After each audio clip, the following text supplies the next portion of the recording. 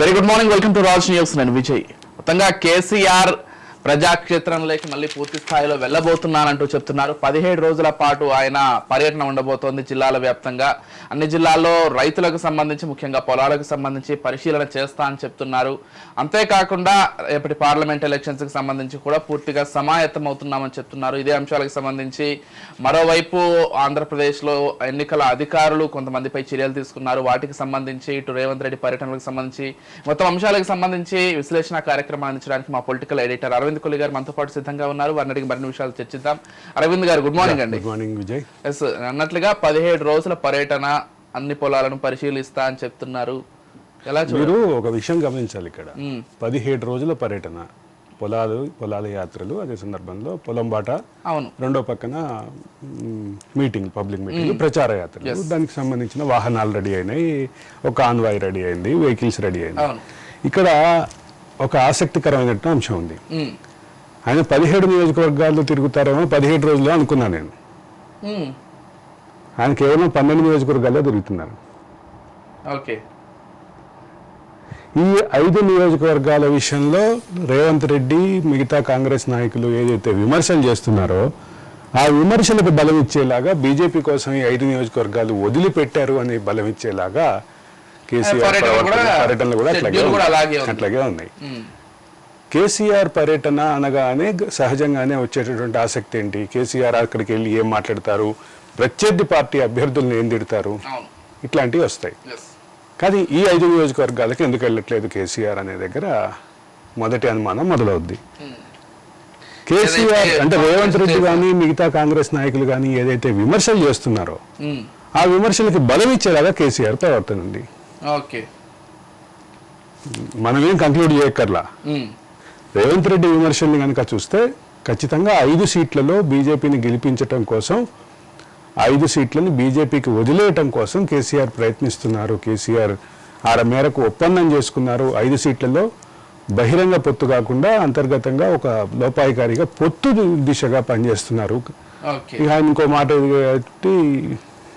మోడీని, కేసీఆర్ని కార్నర్ చేస్తూ మాట్లాడిన అనేక వీడియోలు, అనేక పబ్లిక్ మీటింగ్లు ఉన్నాయి.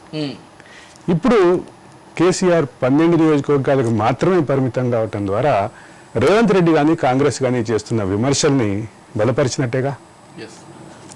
దాన్ని అది రాజకీయాల్లో ప్రధానమైన అంశం. ఇక్కడ రేవంత్ రెడ్డి ప్రకటన, రేవంత్ రెడ్డి చేసినటువంటి విమర్శల దాడి చాలా తీవ్రంగా ఉంది ఈ విషయంలో, ఈ పర్టికులర్ విషయంలో. అసలు రేవంత్ రెడ్డి మిగతా విషయాలన్నిటికంటే కూడా బీజేపీతో మిలాఖత్తు అనేటటువంటి విషయాన్ని ఎక్కువ ఫోకస్ చేస్తుంటే దానికి తగ్గట్టుగా ఈయన అదే రకమైనటువంటి ఆచరణ వైఖరిని అవలంబించడం కూడా ఖచ్చితంగా అది పాయింట్ టు బి నోటెడ్. అదే సందర్భంలో సహజంగానే కేసీఆర్ బయటకు వెళ్తున్నారు అనగానే వచ్చేటటువంటి సహజమైనటువంటి ఆసక్తి దేని మీద నెలకొంటది, కేసీఆర్ ఏం మాట్లాడతారు. కానీ కేసీఆర్ స్పీచ్ లో వాడి తగ్గింది, పదువు తగ్గింది అని బీఆర్ఎస్ నాయకులే విమర్శిస్తున్నట్టు. అంటే ఇంకా వాడిగా మాట్లాడాలి, ఇంకా వేడిగా మాట్లాడాలి, ఇంకా దాటిగా మాట్లాడాలి, ఇంకా సూటిగా మాట్లాడాలి అని ఏదైతే ఎక్స్పెక్టేషన్స్ ఉన్నాయో దాన్ని ఈసారన్నా కేసీఆర్ ఫుల్ఫిల్ చేస్తారు. అంటే నేను గమనించినంత వరకు, నేను చూస్తుంది ఏంటంటే అరవింద్ గారు, కేసీఆర్ ఎంత ధాటిగా, ఎంత ఘాటుగా మాట్లాడినా కానీ పట్టించుకునే పరిస్థితిలో ప్రజలు లేరే. అది ఒక సపరేట్ సబ్జెక్ట్. కానీ ఇక్కడ కేసీఆర్ ధాటిగా, సూటిగా విమర్శల దాడి అది లేదు, అది లోపించింది అనేటటువంటి ప్రధాన అంశం. ఏది బీఆర్ఎస్ కార్యకర్తల్లో జరుగుతున్న అంశం గురించి మాట్లాడుతున్నాను నేను. ఇది బీఆర్ఎస్ కార్యకర్తలు ఇంకా ఆయన్ని ఇంకా షార్ప్ షూటర్గా, ఇంకా సూటిగా, ఇంకా దాడి పెంచాలి అని ఆశిస్తున్నారు. అది లేనందుకే తెలంగాణ సమాజంలో ఆయన ఐసోలేట్ అవుతున్నారు. అంటే దీని మొత్తానికి ఏంటంటే ఒక పక్క దూసుకొస్తున్నటువంటి కేసులు, విచారణలు, ఆరోపణలు ఇవన్నీ కూడా కేసీఆర్ని మాట్లాడలేకపోతే పరిస్థితి తీసుకొస్తున్నాయని ఒక అంచనా అయితే బాగా విస్తృతంగా ప్రచారంలో ఉంది. ఇది ఎక్కడికి ఆగుతుంది, ఏ దిశలో వెళుతుంది అనేది భవిష్యత్తులో చూడాల్సిందే. అంటే రేపటి పార్లమెంట్ ఎలక్షన్స్ తర్వాత అసలు ఆయన ఏం చేయబోతున్నారు అనేది కూడా ఆసక్తిగా మారబోతోంది. ఎందుకంటే ఈ పార్లమెంట్ ఎలక్షన్స్ ఉన్నాయి కాబట్టి 17 జాతీయ స్థాయిలో అంటే మేము మన మహారాష్ట్రలో 10 స్థానాలు గెలుస్తాం, కర్ణాటకలో 15 స్థానాలు గెలుస్తాం, ఆంధ్రప్రదేశ్లో 10 ఢిల్లీలో స్థానాలు జెండా గెలుస్తాం, పాతామని చెప్పారు మొత్తం. ఇవన్నిటితోటి ఢిల్లీ గడ్డ మీద జెండా పాతాం, గులాబీ జెండాని ఢిల్లీలో చేస్తాం, పార్టీ ఆఫీసులు దేశవ్యాప్తంగా ఓపెన్ చేస్తాం. ఇటువంటి కేసీఆర్ ఇప్పుడు వచ్చేసి సొంత రాష్ట్రంలో 17 నియోజకవర్గాలు ఉంటే 17 నియోజకవర్గాల్లో కూడా తిరగని పరిస్థితి, పర్యటన చేయని పరిస్థితి మాత్రం ఇది ఖచ్చితంగా రాజకీయాల్లో నాయకులకి కానీ పార్టీలకు కానీ అప్ డౌన్ సహజం. కానీ ఇక్కడ ప్రధానంగా గమనించాల్సిన అంశం ఏంటంటే ఈ మొత్తం ప్రస్థానంలో కేసీఆర్కి కేసీఆర్ వైఖరితో పాటు ఒక్క ఆ ఓటమి చుట్టూ తిరిగినటువంటి ఇంత షార్ట్ టర్మ్ లో ఇంత డౌన్ ఫాల్ అనేది నాకు తెలిసి సొంత పార్టీ వాళ్ళు కూడా ఎక్స్పెక్ట్ చేస్తారు. అంటే ఇక్కడ ఇంకోటి కూడా గమనించాలి, కేసీఆర్ పర్యటనలు ఈ రోజు ప్రారంభం అవుతుంటే కాళేశ్వరం విచారణ కమిషన్ కూడా ఈ రోజే విచారణ ప్రారంభించబోతుంది. కాళేశ్వరం విచారణ ప్రారంభించబోతోంది. ఇంకో పక్క పెద్దపల్లిలో కడుతున్న వంతెన, అంటే గత 6 సంవత్సరాలుగా కడుతున్నటువంటి వంతెన గడ్డలు కూలిపోయినాయి. 27వ తారీఖు వరకు అనుకుంటా వాళ్ళు విచారణ చేయబోతున్నారు. మేడిగడ్డ వెళ్ళబోతున్నారు. విచారణ కమిషన్ కి సంబంధించినటువంటి జడ్జి ఎవరైతే ఉన్నారో ఆయన కోల్కతాలో ఉంటారు. ఆయన విచారణకి వస్తున్నారు. ఈ రోజు నుంచి 27వ తారీఖు వరకు విచారణ జరుగుతుంది. 27వ తారీఖు మేడిగడ్డ వెళ్ళబోతున్నారు. ఈ క్రమంలోనే ఇప్పటికే కమిషన్ మిగతా సభ్యులు ఏదైతే ఉన్నారో దానికి సంబంధించినటువంటి విచారణకి ఎవరెవరైతే అధికారులు పిలిచారు, గతంలో ఈఎన్సీలు పిలిచారు. ఈఎన్సీ మురళీధర్రావు, మిగతా ఈఎన్సీలు, కాళేశ్వరం ఈఎన్సీ, ఇటువంటి వాళ్ళందరినీ ఈఎన్సీ జనరల్ నుంచి మొదలు పెడితే రిలేటెడ్ ఈఎన్సీలు అందరినీ పిలిచారు. అదే సందర్భంలో సూపరింటెండెంట్ ఇంజనీర్ కాళేశ్వరం ఎవరైతే భూపాల్పల్లి జిల్లాకు సంబంధించినటువంటి ఉన్నారో, సిఈ ఉన్నారో, చీఫ్ ఇంజనీర్ని పిలిచారు. వీళ్ళందరితోటి ఆల్రెడీ విచారణ పూర్తయింది. ఈ పరిస్థితిలో పక్క విచారణ పూర్తయింది, మిగతా సమాచార సేకరణ కోసం మరికొంతమంది అధికారులను పిలవబోతున్నారు.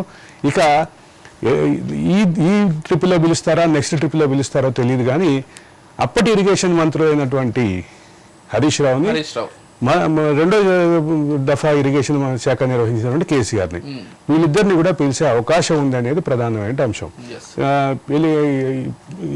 నిర్మాణ సంస్థ ఏదైతే ఉందో ఎల్ఎన్టీ, ముఖ్యంగా మేడిగడ్డ నిర్మాణ సంస్థ ఎల్ఎన్టీ ఇప్పటికే చేతులు ఎత్తేసింది. మేము వాళ్ళు ఇచ్చిన డిజైన్లు కట్టాము అని చెప్పి. డిజైన్లు ఎవరు ఇచ్చారు అనే దగ్గర మళ్ళీ చర్చ మొదలవుతుంది. నా మేధస్సుతోటి, నా స్వేదంతో, నా మేధస్సును రంగరించి కట్టాను అని చెప్పి ఏదైతే కేసీఆర్ ఇన్నాళ్ళు చెప్పుకొచ్చారో ఇప్పటి వరకు, ఇప్పుడు కుంగుబాటు తర్వాత మాట్లాడట్లేదు ఆ మాటలు, ఏదైతే చెప్పుకుంటూ వచ్చారో దానికి సంబంధించినటువంటి ప్రశ్నలు ఇప్పుడు ముందుకు వస్తాయి. ఇక కాళేశ్వరంతో పాటు ఇప్పుడు ఈ గడ్డర్ల కుంగుబాటు కూడా, గడ్డర్లో ఏదైతే పడిపోయినాయో అది కూడా ఇప్పుడు ప్రధానమైన చర్చ. దానికి సంబంధించి కూడా పూర్తిగా పరిశీలన చేస్తామని చెప్తున్నారు, ఎంక్వైరీ చేస్తామని చెప్తున్నారు. మరి ఎలాగో కేసీఆర్ గురించి మాట్లాడాం కాబట్టి మరోవైపు ఢిల్లీలో కవిత కస్టడీ కూడా, ఆయన కుమార్తె కస్టడీ కూడా వచ్చే నెల 7 వరకు జ్యుడిషియల్ కస్టడీ పొడిగించారు. అదే సందర్భంలో బెయిల్ పిటిషన్ మీద వాదనలు ఇంకా కంటిన్యూ అవుతుంది. ఇంకా కంటిన్యూ అయ్యే క్రమంలో వీళ్ళిద్దరు బెయిల్ ఇవ్వడానికి ప్రధానంగా పెడుతున్నటువంటి అబ్జెక్షన్ ఏంటంటే వీళ్ళు సాక్షుల్ని ప్రభావితం చేసేటటువంటి పరిస్థితిలో ఉన్నారు, సాక్షుల్ని ప్రభావితం చేయగలిగేటటువంటి రాజకీయ శక్తిగా ఉన్నారు, సాక్షుల్ని బెదిరించే రాజకీయ శక్తిగా ఉన్నారు. దీంట్లో అప్రూవర్గా మారినటువంటి కొంతమంది వ్యక్తులకి తెలంగాణ రాష్ట్రంలో వాళ్ళకి కొన్ని వ్యాపార సంస్థలు ఉన్నాయి, వాటి విషయంలో ఉన్నారు.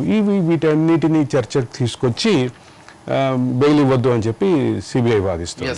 అదే సందర్భంలో బెయిల్ అనేది ప్రాథమిక హక్కు కాబట్టి విచారణ ఇంకా జరుగుతూ ఉంది, కొనసాగుతూ ఉంది. 2-3 సంవత్సరాలుగా విచారణ జరుగుతున్నట్టు ఈ కేసులో ఇప్పుడు ఈ బెయిల్ ఆపటం ఏంటి అనే దగ్గర నుంచి మొదలుపెట్టి సంజయ్ సింగ్ కేసుని ఉదాహరణగా తీసుకొచ్చి రకరకాల బెయిల్ ఇవ్వాలి, కానీ అవసరమైతే కండిషన్స్ ఇంపోజ్ చేయండి అని కూడా కవిత లాయర్లు అడిగినట్టుగా కొంత సమాచారం. కాకపోతే వాళ్ళ విషయం వేరు, మీ విషయం వేరు, మీరు రాజకీయంగా ప్రభావితం చేయగలరు. ఇక్కడ సంజయ్ సింగ్ కూడా పార్లమెంట్ సభ్యులు. కానీ ఇక్కడ ప్రధానంగా గమనించాల్సినటువంటి అంశం ఏంటంటే అసలు ఇక్కడ రాజకీయ శక్తిగా ఉండటం ఒక భాగం అయితే స్వయంగా అప్రూవర్లని, సాక్షుల్ని బెదిరించారనేది ప్రధానమైన అభియోగం కదా. అదే సందర్భంలో సుకేష్ చంద్రశేఖర్ వీళ్ళిద్దరినే టార్గెట్ చేసి లేఖాస్త్రాలు వదులుతున్నాడు ఆయన తిహార్ జైలు నుంచే.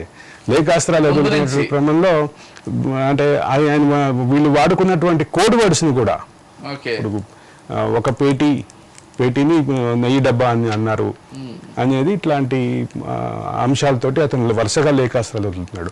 వదిలే క్రమంలో దానికి సబ్స్టాన్షియల్గా వీళ్ళకి సంబంధించిన చాట్ సంభాషణలు కూడా ఉన్నాయి అనేది ప్రధానమైనటువంటి చర్చలో ఉన్నటువంటి అంశం. సో ఇక్కడ సిబిఐ కానీ ఈడీ కానీ బెయిల్ పిటిషన్ సంబంధించినటువంటి కౌంటర్ల విషయంలో ఇదే మా వాదనను ముందుకు తీసుకొచ్చింది.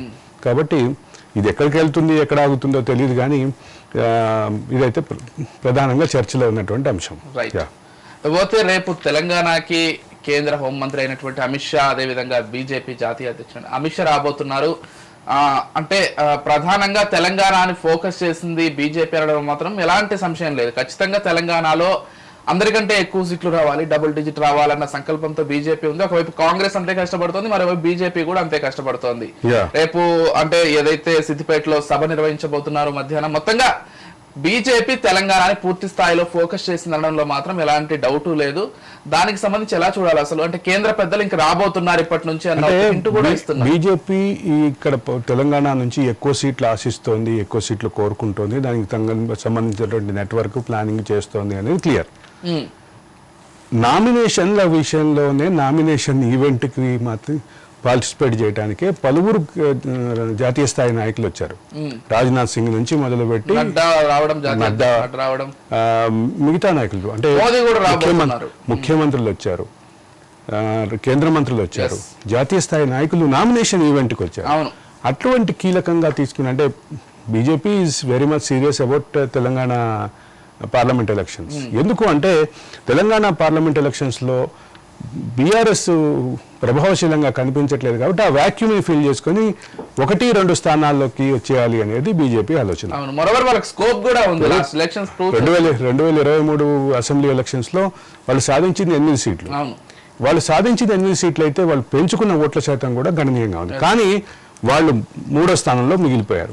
3వ స్థానం నుంచి ఇప్పుడు 2వ స్థానంలో ఉన్నటువంటి పార్టీ యొక్క స్ట్రెంగ్త్ తగ్గిపోయింది, ఆ పార్టీ యొక్క ఎగ్జిస్టెన్స్ ఇబ్బందికరంగా ఉంది అన్న ప్రశ్నలు చర్చలు ఉన్నటువంటి నేపథ్యంలో తాము 2 లేదా 1 స్థానంలోకి రావాలని బీజేపీ ప్రయత్నిస్తోంది. ఇది రాజకీయ పరమైనటువంటి ఎత్తుగడ. నిజానికి లాస్ట్ ఎమ్మెల్యే ఎలక్షన్స్ లో వాళ్ళు చాలా చోట్ల 2వ స్థానంలో ఉన్నారు. అది చాలా మంది గమనించలేదు కానీ 3వ స్థానంలో లేదు, 2వ స్థానంలో ఉన్నారు. దానికి సంబంధించినటువంటి క్లారిటీ బీజేపీ ఆల్రెడీ వర్క్ తీసుకొని ఇప్పటికే పలువురు జాతీయ స్థాయి నాయకుల్ని ప్రచారంలో దింపుతోంది. కాబట్టి ఇప్పుడు తెలంగాణ రాజకీయ ముఖ చిత్రం అంతా కాంగ్రెస్ వర్సెస్ బీజేపీగా ఉండాలి అని 2 జాతీయ పార్టీలు కోరుకుంటున్నాయి. 2 జాతీయ పార్టీలు కోరుకుంటున్నాయి, పరిస్థితి కూడా అట్లాగే కనిపిస్తుంది. కాబట్టి దానికి సంబంధించినటువంటి చర్చ అది. అయితే అమిత్ షా పర్యటన రేపు ఉండబోతుంది సిద్దిపేటలో ఆయన సభ ఉండబోతోంది. సిద్దిపేటలో సభ సందర్భంగా ఆయన ఏ రకమైన సందేశం ఇస్తారు, రఘునందనరావు గారు ఎంత మేరకు ప్లస్ అవుతుంది అనేది ప్రధానమైన. ఇప్పుడు బీఆర్ఎస్ ప్రభావం బలంగా ఉండేటటువంటి నియోజకవర్గం, అసెంబ్లీ నియోజకవర్గం సిద్దిపేట.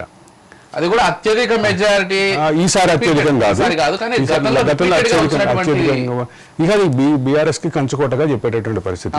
మెదక్ పార్లమెంటు స్థానంలో ఎక్కువగా బీఆర్ఎస్ కి ఓట్లు పడేటటువంటి నియోజకవర్గం కూడా బై డిఫాల్ట్ సిద్దిపేట అవుతుంది. కాబట్టి సిద్దిపేటలోనే సభ పెట్టి సిద్దిపేట నుంచే ఆ ఓట్లని కొంచెం చెడగొట్టడం ద్వారా మెదక్ సీటుకి సంబంధించినటువంటి విజయావకాశాలను మెరుగుపరచుకోవాలని బీజేపీ భావిస్తోంది. ఇది క్లియర్. మొత్తంగా అంటే ఇటు కాంగ్రెస్ పార్టీ కూడా అదే స్థాయిలో కష్టపడుతోందనడంలో మాత్రం ఎటువంటి డౌట్ లేదు. రేవంత్ రెడ్డి పర్యటనలు చూసుకున్నా కానీ, లేకపోతే కేంద్రం నుంచి కేంద్ర పెద్దలనటు కాంగ్రెస్ కూడా దింపబోతోంది. అంటే రాహుల్ పర్యటనలు ఉండబోతున్నాయంట, తర్వాత సోనియా లేకపోతే ప్రియాంక వీళ్ళ పర్యటనలు కూడా ప్లాన్ చేస్తున్నారని తెలుస్తోంది. అంటే కాంగ్రెస్ కు సంబంధించినటువంటి విషయంలో కాంగ్రెస్ అధినాయకత్వం వస్తోంది. కానీ ఇక్కడ కాంగ్రెస్ అధినాయకత్వం వచ్చే ముందు ఇక్కడ ఒక క్లారిటీ ఉంది కాంగ్రెస్ అధినాయకత్వానికి. ఇక్కడ కాంగ్రెస్ లో పవర్ఫుల్ లీడర్స్ ఉన్నారు కాబట్టి వాళ్లే గెలిపించుకొస్తారు. అనే సందర్భంలోనే రేవంత్ రెడ్డిని మిగతా రాష్ట్రాల్లో ప్రచారానికి వాడుకున్నటువంటి పరిస్థితి కూడా కేరళలో కూడా కేరళలో వెళ్ళారు, కర్ణాటక వెళ్ళారు, మహారాష్ట్ర వెళ్ళబోతున్నారు, తమిళనాడు వెళ్ళబోతున్నారు, గుజరాత్ అడుగుతున్నారు. గుజరాత్ పిసిసి చీఫ్ రేవంత్ రెడ్డికి ఫోన్ చేసి అడిగినట్లుగా సమాచారం ఉంది. మహారాష్ట్రలో ఉంది, మధ్యప్రదేశ్లో అడుగుతున్నారు, ఢిల్లీలో అడిగారంట. ఢిల్లీలో ఆమ్ ఆద్మీ పార్టీ అంటే కాంగ్రెస్ యొక్క పవర్ఫుల్ లీడర్స్ లో ఇవాళ అంటే తెలంగాణ రాష్ట్రంలో అధికారం ఇప్పట్లో రాదు అని అనుకున్న స్టేజ్ లో నుంచి అధికారం దిశగా కాంగ్రెస్ నడిపించినటువంటి పరిస్థితి కాబట్టి ఇప్పుడు కాంగ్రెస్ నాయకత్వం ఇక్కడ కొంత పార్లమెంట్ స్థానాల విషయంలో కూడా కొంత ధీమా కనిపిస్తోంది. ఒక రేవంత్ రెడ్డే కాదు, రేవంత్ రెడ్డితో పాటు మిగతా నాయకులందరూ కూడా బలంగా ఉన్నటువంటి పరిస్థితిలో ఆ హోప్ ఉండటం తప్పేం కాదు. కానీ ఆ హోప్ అట్లా ఉంటే బీజేపీ మరొక వైపు నుంచి దూసుకుపోతుంది. ఈ రెండింటిని ఎట్లా బ్యాలెన్స్ చేస్తారు, ఈ 17 నియోజకవర్గాల్లో ఎవరెన్ని గెలుస్తారు అనేది సహజంగానే జూన్ 4వ తారీఖు వరకు మనకి నిరీక్షణ తప్పదు. అయితే ఇక్కడ రేవంత్ రెడ్డికి సంబంధించిన మరొక అంశం చూడాల్సింది ఏంటంటే నిన్న మన హరీష్ రావుకు ఒక సవాల్ విసిరారు. ఆగస్టు 15వ తారీఖు లోపు నేను గనక రుణమాఫీ చేసేస్తే మీ పార్టీని మూసేసుకుంటారా అని సవాల్ విసిరారు. అయితే ఆగస్టు 15 లోపు రుణమాఫీ విషయంలో అంటే ఒక ప్లాన్ వర్కౌట్ చేస్తున్నామని ఆయన ఆల్రెడీ దానికి సంబంధించిన ప్లాన్కి సంబంధించిన వివరాలు కూడా చెప్పారు. ఈ మొత్తాన్ని ఒక అకౌంట్కి బదిలీ చేసి రైతులని రుణ విముక్తులు చేసి ఈ అకౌంట్ని మొత్తాన్ని రాష్ట్ర ప్రభుత్వం హోల్డ్ చేస్తుంది. రాష్ట్ర ప్రభుత్వం దీన్ని బ్యాంకుల కన్సార్టియం నుంచి లోన్ తీసుకుంటుంది అనేది ఒక ప్రతిపాదన. ఇది నిజంగానే సక్సెస్ అయ్యి నిజంగానే అదే చెప్పబోతుంది. ఇది గనక జరిగితే మొత్తం ఒక అకౌంట్కు మార్చి ఆ అకౌంట్ నుంచి అంటే రుణ విముక్తులు చేసి మొత్తానికి ఈ అకౌంట్ని కన్సార్టియం నుంచి కానీ ఒక సింగిల్ బ్యాంక్ నుంచి కానీ 36 వేల కోట్ల దాకా ఉంది. అది మొత్తాన్ని తీసుకోవటం అనేది ఇది ప్రాక్టికల్గా ఎంతవరకు సాధ్యం అనేది విషయంలో పక్కన పెడితే ఇదొక ప్రతిపాదన. ఈ ప్రతిపాదనకు సంబంధించి రేవంత్ రెడ్డి కాన్ఫిడెన్స్ చూస్తుంటే అది సాధ్యమైనట్టుగా, రేవంత్ రెడ్డి కానీ బట్టి కానీ ఎక్స్ప్రెస్ చేస్తున్నట్టు కాన్ఫిడెన్స్ చూస్తుంటే అది సాధ్యమైనట్టుగానే కనిపిస్తుంది. బ్యాంకులు కూడా సానుకూలంగా స్పందించినట్టుగా తెలుస్తుంది. అయితే ఇది గనక జరిగితే చాలా రాష్ట్రాలు ఇప్పుడు కొత్తగా ఈ పథకాన్ని ఇట్లాంటి పథకాలను ప్రకటించినటువంటి రాష్ట్రాలు ఈ దారిలో వెళ్ళేటటువంటి అవకాశం ఇదే మార్గాన్ని ఉంచే అవకాశం ఉంది. అంటే ఈ 36,000 కోట్లని మొత్తాన్ని ఒక అకౌంట్కి బదిలీ చేసి ఒక అకౌంట్ క్రియేట్ చేసి దానికి బదిలీ చేసి దానికి కొంత ఎస్క్రో అంటే రెవెన్యూకి సంబంధించినటువంటి రాబడుల్ని ఎస్క్రో అంటారు. రెవెన్యూ రాబడులకు సంబంధించినటువంటి రిజిస్ట్రేషన్ల శాఖనో లేదంటే ఎక్సైజ్ శాఖనో దేన్నో ఒక దాన్నో లేదంటే 2-3 శాఖలను, రవాణా శాఖ కూడా ఆదాయాన్ని ఎక్కువగా సమకూర్చే శాఖ, ఇట్లాంటి ఒక 3-4 శాఖలకు సంబంధించి లేదా కొన్ని శాఖలకు సంబంధించిందో దీన్ని అంటే ఆ రాబడిని చూపించి తీసుకొచ్చేటటువంటి పరిస్థితి. ఆంధ్రప్రదేశ్లో ఇట్లాంటి ప్రయోగం ఒకటి జరిగింది. లిక్కర్ ఎక్సైజ్ శాఖలో లిక్కర్ సేల్స్ని ఆధారంగా చేసుకొని కొంత బ్యాంకుల నుంచి రుణం తీసుకుంది. దానికి సంబంధించిన సెటైర్లు కూడా విన్నాం కదా. అంటే అటువంటి ప్రయోగంలో ఇది ఒక కొత్త ప్రయోగం.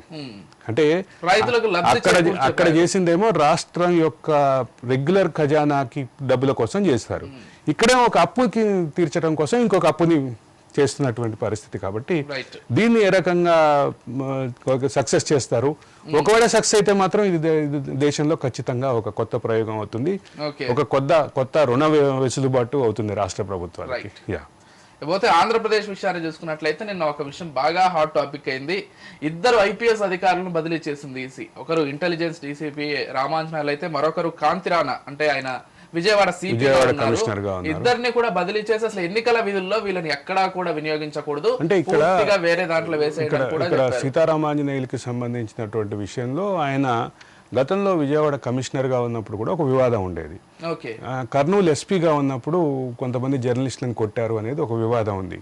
అప్పట్లో జర్నలిస్టు సంఘాలు మేమంతా ముఖ్యమంత్రి దగ్గరికి, అప్పుడు ముఖ్యమంత్రి చంద్రబాబు దగ్గరికి వెళ్ళి మేము మాట్లాడినటువంటి సందర్భంలో అంటే చంద్రబాబు అన్న మాట ఏంటంటే చాలా దూకుడు మనిషి, ఆపినా ఆగడు అని చంద్రబాబు స్వయంగా అన్న మనిషి మాట.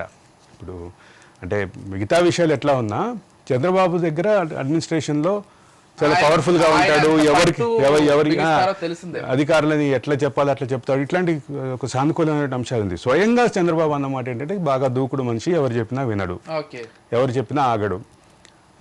అదే సందర్భంలో సీతారామాంజనేయుల తర్వాత విజయవాడ కమిషనర్గా ఉండగా ఒక వివాదం ఉంది. ఆ వివాదంలో ఆయనకి ఇప్పటి వైసీపీ గన్నవరం అభ్యర్థికి ఘర్షణ ఉంది. ఘర్షణ ఉన్నటువంటి నేపథ్యంలో అది ఒక ప్రధానమైనటువంటి చర్చలోకి వచ్చింది. అప్పుడు చాలా విస్తృతంగా ఒక టీవీ ఛానల్ అయితే దాని మీద స్టింగ్ ఆపరేషన్ చేసింది. చాలా పెద్ద గొడవ అయింది.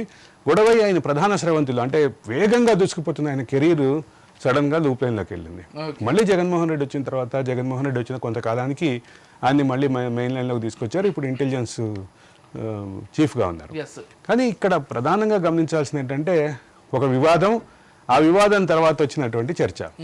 ఇది ఇట్లా ఉంటే ఈ విజయవాడ కమిషనర్కి సంబంధించి ఆయన గతంలో జగన్ మీద కోడికత్తి దాడి సందర్భంగా ఆయన వైజాగ్ కమిషనర్గా ఉన్నారు. ఇప్పుడు ఇక్కడ విజయవాడ కమిషనర్గా ఉన్నప్పుడు గులకరాయి దాడి జరిగింది. కాబట్టి వివాదం అది అనుకోకుండా జరిగిందా, అనుకుని జరిగిందా పక్కన పెడితే రెండు ఘటనల్లోనూ ఆయన పాత్రధారి. అంటే పోలీసు బాస్గా ఆయన రెండు జిల్లాల్లో పనిచేస్తున్న క్రమంలో, రెండు ప్రధాన పోస్టుల్లో పనిచేస్తున్న క్రమంలో ఆయన దానికి అయితే ఇక్కడ ఆయన వ్యవహార శైలి, ఆ గులకరాయి కేసులో వ్యవహార శైలి, మిగతా ప్రధానమైన సబ్జెక్ట్ ఏమొస్తుందంటే ఆ దుర్గారావు అనేటటువంటి వ్యక్తిని 2 రోజుల పాటు నిర్బంధించారనేది, పోలీసులు అతన్ని మ్యాన్ హ్యాండిల్ చేశారని, ఇటువంటి వివాదాలన్నీ వస్తున్నాయి. కాబట్టి ఎలక్షన్ కమిషన్ నిర్ణయం తీసుకుని ఉండొచ్చు.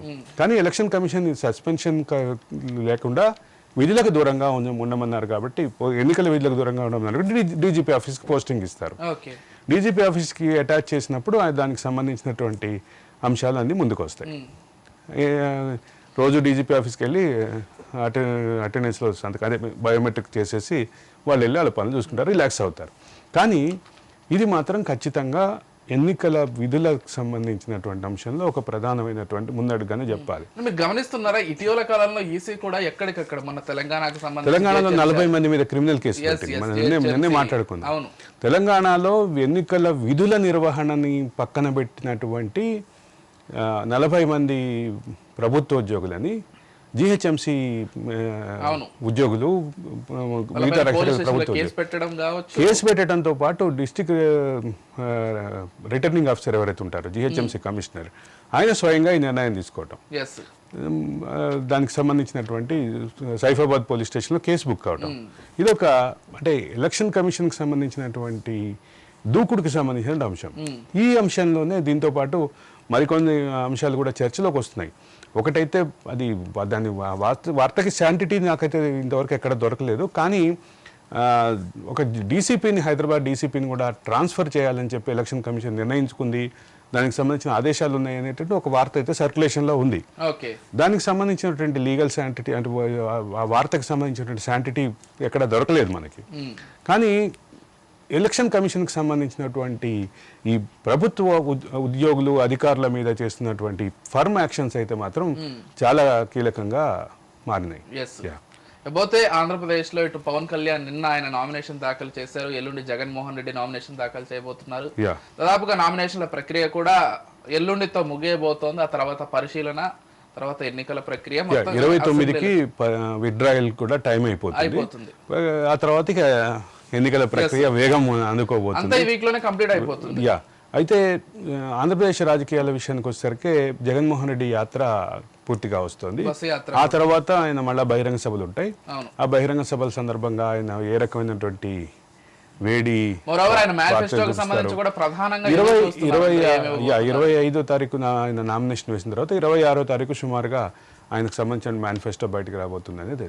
అంటే మేనిఫెస్టోలో ఇప్పటికే ఇస్తున్నటువంటి నవరత్నాలకు అదనంగా ఇంకో రత్నం చేరుస్తారా, లేదా ఈ నవరత్నాలనే ఫుల్ ఫ్లెడ్జ్డ్గా పెంచుతారా, ఇచ్చేటటువంటి సూపర్ 6 అని ఒకటి బాగా ప్రజల్లోకి తీసుకెళ్తున్నారు కాబట్టి దాన్ని ఢీకొనేలా ఎలా ప్రిపేర్ చేయబోతున్నారు? అంటే నవరత్నాలు అనే దాంతో 2019 ఎన్నికలను పూర్తిగా ఫేస్ చేసినటువంటి జగన్మోహన్ రెడ్డి సూపర్ 6 పేరుతోటి చంద్రబాబు వస్తున్నటువంటి స్పీడ్కి అడ్డం వేయాలి అంటే నవరత్నాలని ఇంకా పర్ఫెక్ట్గా, ఇంకా బెటర్గా చేయాలి.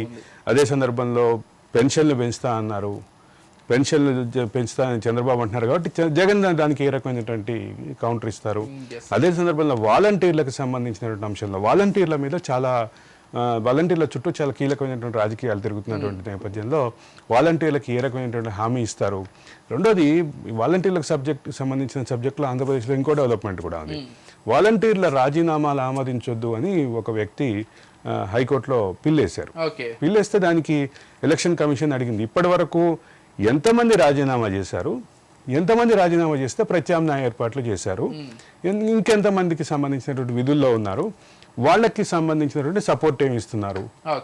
అదే సందర్భంలో విధుల్లో ఉన్నటువంటి క్రమంలోనే ఎలక్షన్ కమిషన్ ఆల్రెడీ ఒక ఆర్డర్ ఇచ్చింది, వీళ్ళని విధుల నుంచి తప్పించి అంటే పెన్షన్ల పంపిణీకి సంబంధించినటువంటి విధుల నుంచి తప్పించాలి అనేటువంటి ఆల్రెడీ ఆర్డర్ ఉంది. కాబట్టి ఈ రెండింటికి జరుగుతుంటే ప్రత్యామ్నాయ ఏర్పాట్లు ఏంటి అని విధుల నుంచి తొలగిపోయినటువంటి వాళ్ళు వైసీపీకి ప్రతి ఇంటికి అది నెక్స్ట్ ప్రశ్న. ఇది ప్రధానంగా హైకోర్టు అడిగినటువంటి విషయం. అయితే ఇప్పుడు మీరు అడిగినటువంటి ప్రశ్న వస్తుంది, ఎంతమంది రాజీనామా చేసిన వాళ్ళు వైసీపీకి పనిచేస్తున్నారు, ప్రత్యక్షంగా వైసీపీకి ఎంతమంది పనిచేస్తున్నారు అనేటటువంటిది రాజకీయ చర్చ. జ్యుడిషియరీ సందర్భంగా జ్యుడిషియరీ అడిగినటువంటి ప్రశ్న అయితే చాలా క్లియర్.